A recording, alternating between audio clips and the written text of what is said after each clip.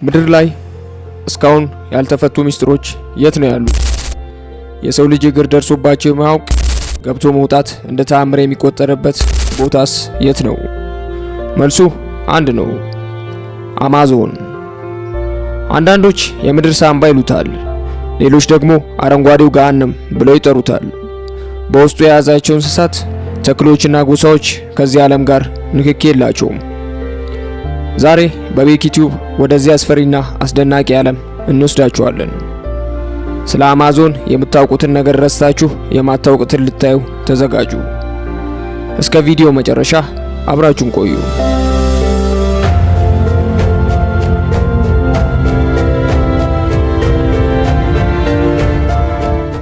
አማዞን የምንለው ደን ዝም ብሎ ጫካ አይደለም። እሱ ራሱን የቻለ አንድ ግዙፍ ሀገር ማለት ነው። ለመሆኑ አማዞን የት ነው የሚገኘው? ስፋቱስ ምን ያህል ነው? አማዞን በደቡብ አሜሪካ ክፍለ አህጉር የሚገኝ ሲሆን ብቻውን 5.5 ሚሊዮን ካሬ ኪሎ ሜትር ይሸፍናል። ይህ ማለት የሀገራችንን የኢትዮጵያን ስፋት 5 እጥፍ ይሆናል ማለት ነው።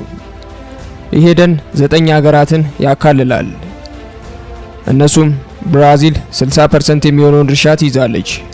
ፔሩ፣ ኮሎምቢያ፣ ቬንዙዌላ፣ ኢኳዶር፣ ቦሊቪያ፣ ጉያና፣ ሱሪናም እና የፈረንሳይ ጉያና ናቸው። አማዞን ለምድራችን 20% የሚሆነውን ኦክሲጅን ያመርታል። ለዚህም ነው የምድር ሳንባ እየተባለ የሚጠራው። አስቡት፣ ይህ ደን ቢጠፋ የምድራችን ሕልውና አደጋ ውስጥ ይወድቃል። ነገር ግን የዚህ ደን ግዝፈት ብቻ ሳይሆን ውስጡ ያለው ጨለማና ብርሃን የማያገኘው ወለል ሌላው አስፈሪው ነገር ነው። በዚህ ጫካ መሃል እንደ እባብ ተጠምጥሞ የሚፈሰው የአማዞን ወንዝ በውሃ ይዘቱ የዓለማችን ትልቁ ወንዝ ነው።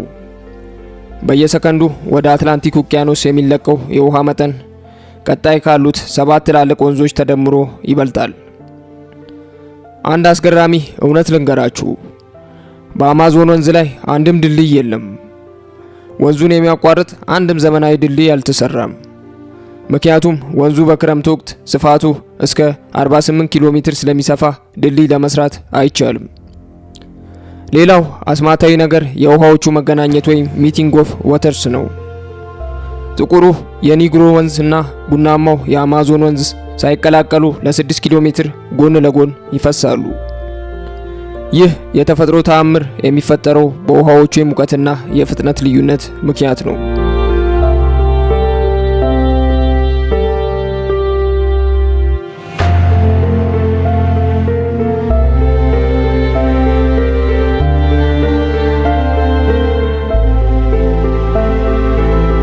ወደ አማዞን መግባት ቀላል ነው፣ በህይወት መውጣት ግን እድል ነው። እስቲ በውስጡ ተደብቀው የሚጠብቁንን አውሬዎች እንመልከት። አንደኛ፣ አረንጓዴው አናኮንዳ።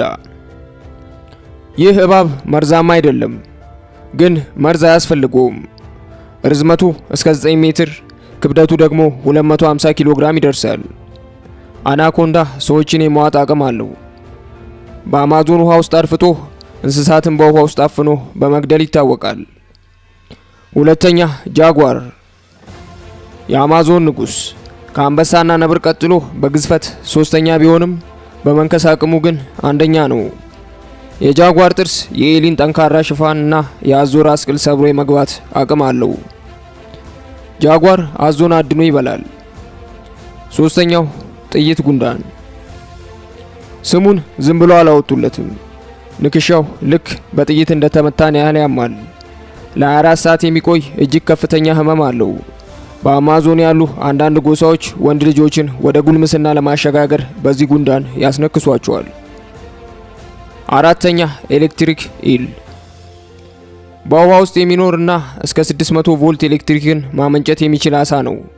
ይህ ቮልቴጅ አንድን ፈረስ ገድሎ መጣል ይችላል። 5 6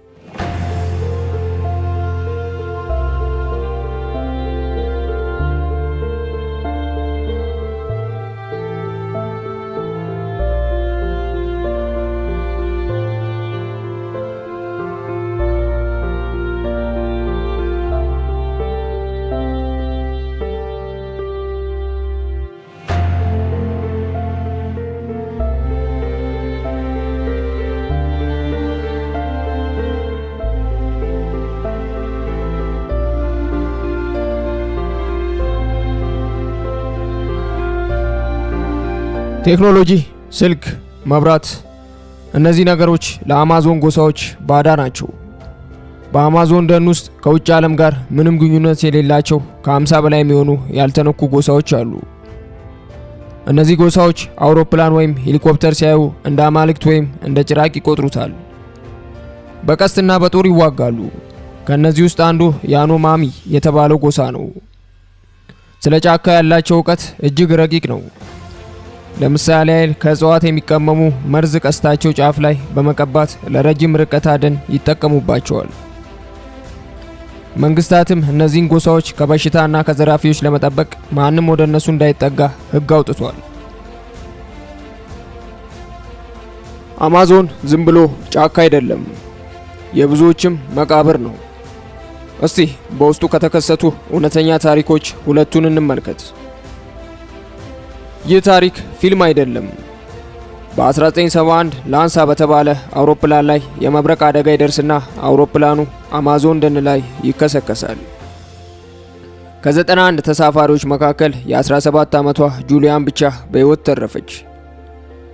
3 ኪሎ ሜትር ከሰማይ ወደ ጫካው ወድቃ ምንም ሳትሆን ተረፈች።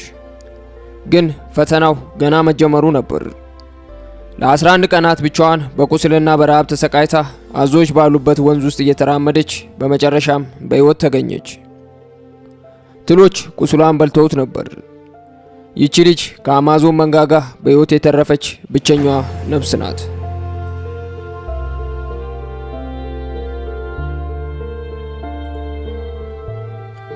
በ1925 ኮሎኔል ፐርሲ ፎስቴ የተባለ እንግሊዛዊ አሳሽ በአማዞን ውስጥ ጥንታዊ ስልጣኔና ወርቅ ያለበት ከተማ አለ ብሎ ያምን ነበር። ይህን ከተማ ለመፈለግ ከልጁ ጋር ወደ ጫካው ገባ። ከዚያ በኋላ ግን ማንም አላያቸውም። ምን እንደዋጣቸው፣ በጎሳዎች ተገደሉ ወይስ በአውሬ ተበሉ፣ እስከ ዛሬ መልስ የሌለው እንቆቅልሽ ነው።